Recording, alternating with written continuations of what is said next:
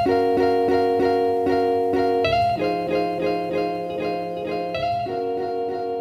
up, everybody? So we're back on the shop with another Shop Talk Tuesday, and this episode's actually happening on a Tuesday. So we're going to jump into this one. I've got a profile that I'm working on that was actually forged in a previous live stream that I did, and I figured I would go ahead and get this thing as far as I can for this particular video, and we'll see how that goes. Of course, you probably saw the thumbnail, so we're going to get it to the point that you saw in the thumbnail in this particular episode, and then as we move forward in these episodes, we'll go ahead and get it finished.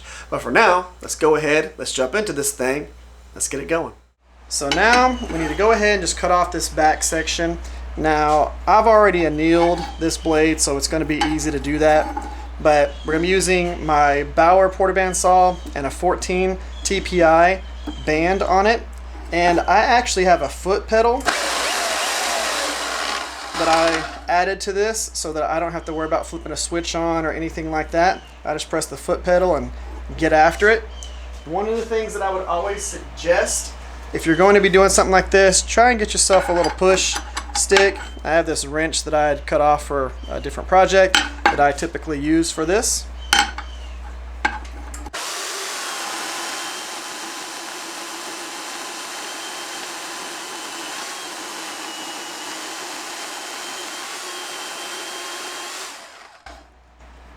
That's all we're going to do to that. We'll finish out the rest of it on the 2x72. We don't need to cut anything else. I'm not going to use the 2x72 to cut, or the porta band saw to cut this. I'm just going to use the 2x72. So when it comes to the 2x72 and profiling this, I'm actually going to be using a 120 grit belt. Some people might be saying, why aren't you using a 36 grit belt? That's going to take the material off super fast. Well, for one, once I get done with the 36, I'm going to have to go over everything with the 120 grit to get rid of the 36 grit grinding lines. Plus, this 120 grit belt does the work just as fast as I need it to do. So we're just going to use this one belt and you'll see.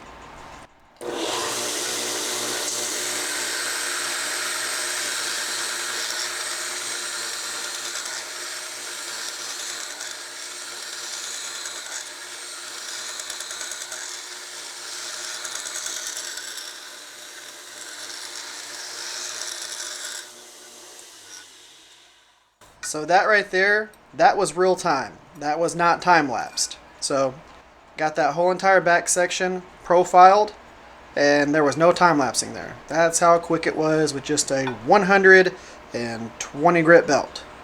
Now we're going to go ahead and finish profiling the whole thing.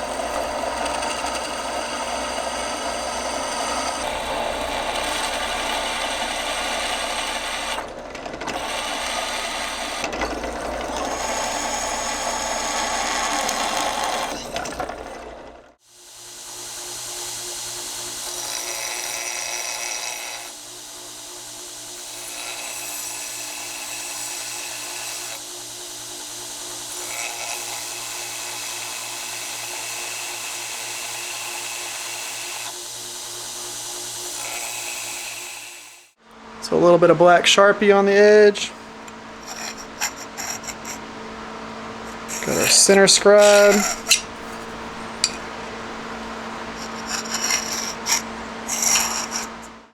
So I've already done it to this side, but now that we have the center line scribed down the cutting edge, I'm going to go ahead and grind a steeper angle down to the cutting edge. That way we can go ahead and define the thickness of the cutting edge before we start grinding in the bevels.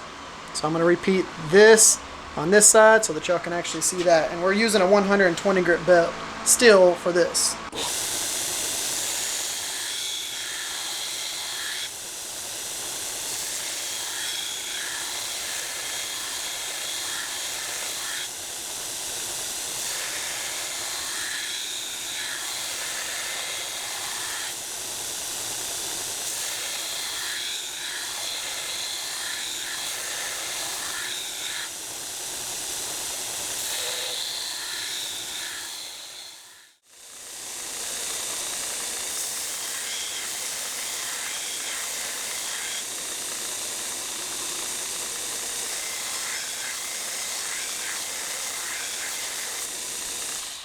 So what I tend to do here is I have my 45, or that kind of steeper angle that I did initially to get down to the cutting edge.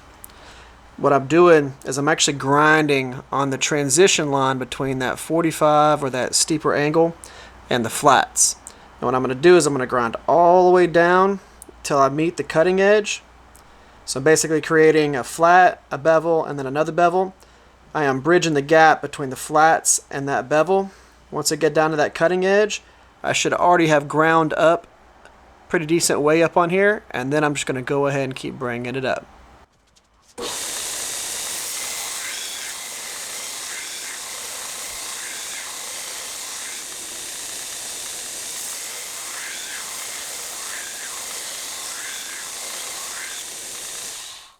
So the big reason why I grind it the way that I do, I am pretty much getting myself used to the process. And what I mean by that is I'm getting used to this motion here and developing a rhythm before I actually get to the cutting edge. So what could happen is you cannot be in that rhythm. You go in here and you bump it the wrong way and you accidentally dig too much into the cutting edge. Well, now you got to make everything that thin, as opposed to leaving it kind of thick because we still got to heat treat it, and you get your rhythm in grinding your way down to the cutting edge, and then you just keep that rhythm going, that momentum, and you get yourself some nice clean bevels as opposed to risk hurting one other section of the blade. Start on the section that's 100% going to be ground off. That way you don't have to worry about messing anything up.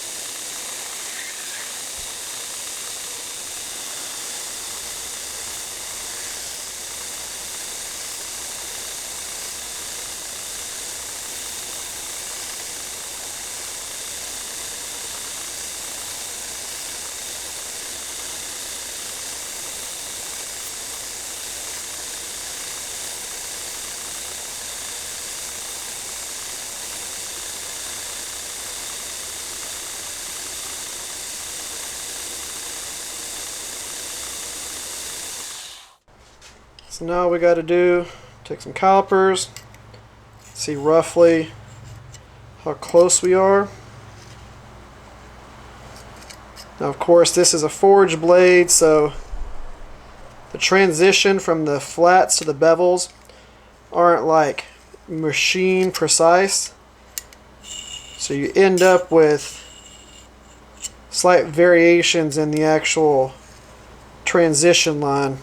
I do need to bring this side up just a little bit further, but there's always going to be a wave here, so there's not like a machined line that's going to be perfectly symmetrical. So all we need to do is go through, raise this side just a little bit more, and we should be good. And what I'm doing, you'll see sometimes I'll overhang this belt off. I'm giving this blade a slight convex, so a slight round towards the tip or towards the cutting edge. So all I'm doing is just hanging this off about 1/2 inch, and whenever you actually drag it over, if this is the belt, you have it kind of at an angle just a little bit, and it will flex this belt around the flat of this bevel and slightly convex it.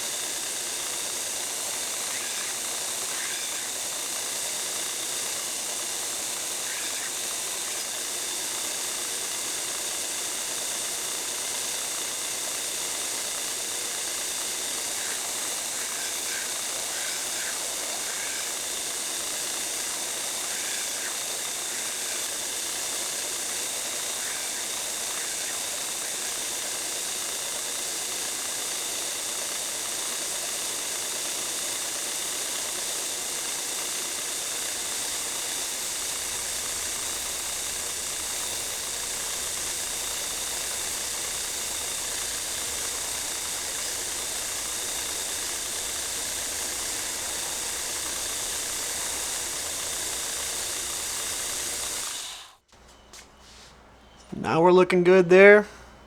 Nice, clean, even bevels. Already did the other side off camera.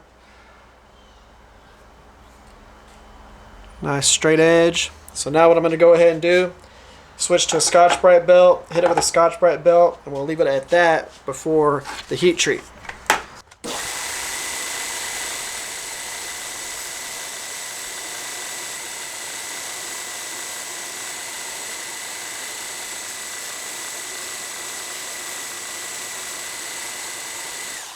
About time for a new Scotch-Brite belt, but we're looking good on there.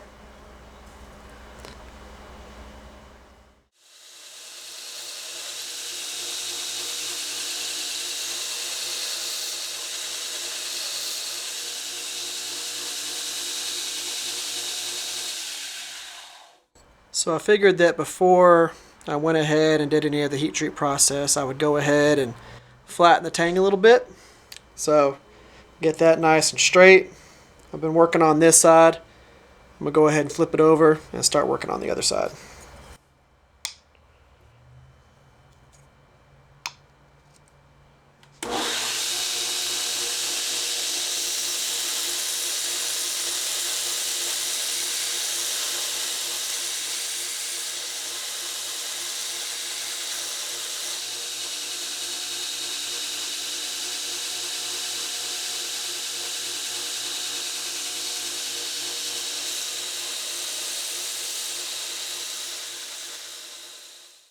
Alright guys, so this is where we're at right here. I do like how the bevels transition up into the flats here.